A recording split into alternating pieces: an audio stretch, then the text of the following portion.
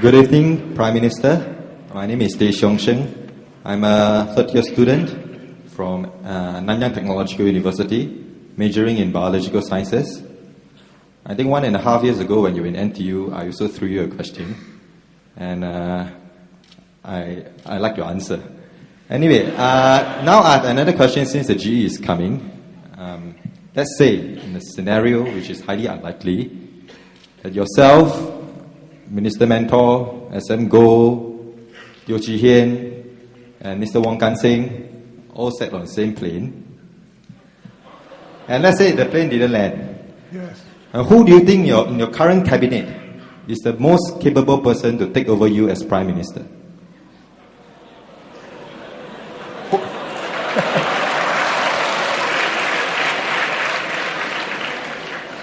Those who didn't get onto the aeroplane will have to have a meeting and to decide. Thank you very much, PM Lee. Thank We you very will, much. but that is one of the reasons why we never ever all get onto the same aeroplane. Thank you, Pak. Can we have the next question from the floor, No, please? he had a comment. Do you have a comment? I just say thank you, Prime Minister. He's very polite. Next question, please. Okay, good evening, sir. My name is Walid. I'm from political science. And I have two questions. Firstly, just now you were lamenting the fact that there hasn't been enough people to take over. I'm just wondering, is young people not being interested in politics and not wanting to put themselves forward, is this a consequence of years of PAP policies of, if I can use the word, depoliticizing the masses? That's my first question. And my second question is, there seems to be a new trend of having new citizens to serve as MPs. I'm just trying to see the wisdom behind this, because people who have just become citizens for 2-3 years and they do not know what I went through, they do not know how I live, and they are going to represent me in Parliament. I'm just wondering what's the logic behind this. The first question, whether it's because the PAP has depoliticized the society, I wouldn't put it like that. I would say it's because we are living in a time of peace and stability. If we had riots and revolutions like Egypt or Tunisia or Libya or Yemen, then I think there'll be a lot of people who will come forward and who will be passionate and wanting to fight and wanting to be leaders and getting involved in politics. But why do all of you not actively participate in politics except to get a ticket to come here and attend this question and answer this evening?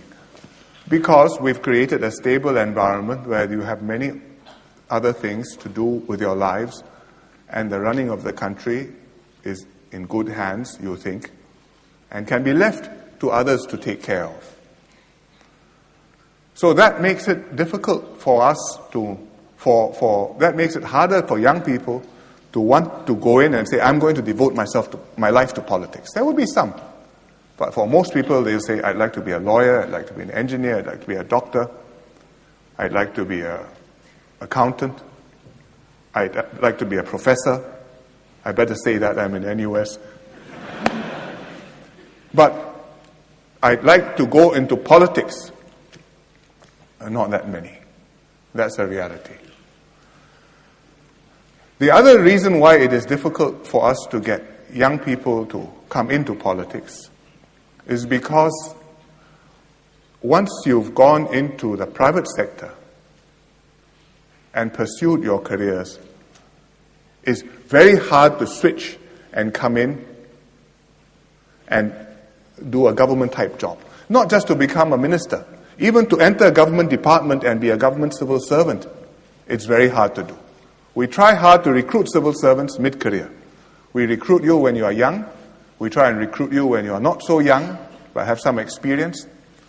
But we find that it's very difficult to get people to switch over because your mindset has already been developed in a certain direction. You want to do business, you want to pursue deals, you know your profession, you know your own contacts, you go into the government, you have to learn all over again. New skills, new habits of thinking. new uncertainties whether you will make it or not. Not so easy to do. And the more opportunities there are in the private sector, especially not just in Singapore but overseas, in China and India and the Middle East and all over the world, I think the harder it will be for us to get people to go from that path to come in and become MPs and ministers. MPs, I can get some. Not enough, but some. Ministers, very much not enough, and I think that is a weakness which we have to try very hard to address. So that's an honest answer. Your second question, why do we take new citizens? They may have been new citizens, but there are people who have spent quite some time here, who have struck roots here, who have family here, and who we are satisfied that they are committed to Singapore and they will serve. There's an advantage having people serve in Singapore who were not born in Singapore. Because they've seen the world, they've seen what it's like elsewhere, there's a comparison, they know what is precious here, and all the more, I think, if they've decided that this is their home, they will defend it. Sir, And, yes? Sorry, can I just ask one more thing? If they have left their country for better pastures elsewhere, how do I have the guarantee that they won't leave us when there's better opportunities elsewhere? We have to assess the people. Why did they leave their country? What made them come here? If you look at some countries, you will understand why people leave. Again, this is an open session, so if I explain all that in detail, I will cause more misunderstandings. But you just look around you and you will fully understand why some people leave their country. And as for this being a new trend, may I remind you, you're a student now, so this was probably before you were born. But the first cabinet in 1959 had 9 members, only 2 were born in Singapore. and one other. And everybody else came from all over. Rajaratnam from Jaffna in Sri Lanka, then Ceylon. Goh Keng Swee from Malacca, Hon Swee Sen from Penang, some from China. Only 2 were born in Singapore. So that is how we get the strongest Singapore team. I think the core has to be Singaporean. If most people in the team were not born here, that would be tough to hold the core together. But around a strong core, I can bring in people who are immigrants, who are new citizens, but who have shown that they are committed to Singapore. Thank you, PMV. As mentioned, we hope that students can keep your questions short and ask one question per student to give everyone ample opportunity. Next question, please. Good evening, Excellency. My name is Yernar Zherkeshev. I'm a student from Kazakhstan at the Lee Kuan Yew School of Public Policy. I'm here to learn. I'm a big admirer of Singapore economic miracle. I'm fascinated with the transition of leadership in this country. I have 2 short questions. First, how does the role of Minister Mentor position contribute to the political stability in Singapore? And second, is the position of Minister Mentor going to be institutionalized in the Singapore political system? And if yes, then in the long run, do you have any aspirations to become a Minister Mentor?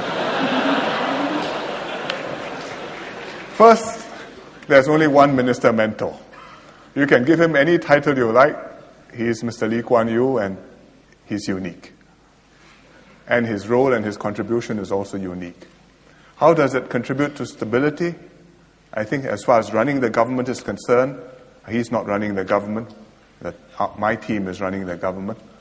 But in terms of his international stature, in terms of his network, in terms of the weight which people give to what he says,